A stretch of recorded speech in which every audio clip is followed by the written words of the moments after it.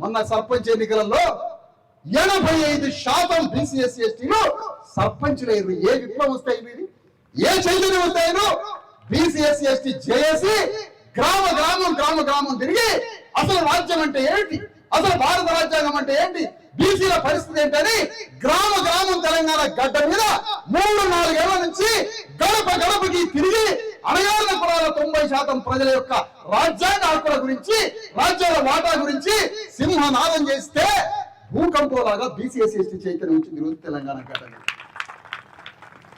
మరి కేసీఆర్ రాక మొన్న వచ్చిండు బయట.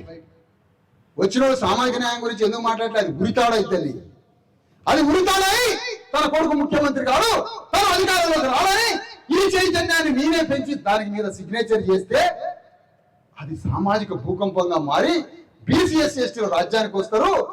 ఇది ఇదే చల్లారిపోతుంది 4 రోజులు మాట్లాడి అనుకుంటాడు కేసీఆర్. 4 రోజులు మాట్లాడి చల్లారేది కాదు, ఇది అగ్నిపర్వతం లాంటి విషయం. ఇది చల్లారదు. ఇది మీ అగ్రవర్ణ రాజ్యం కారి బూడిదయ్యేంత వరకు మా చల్లారదు.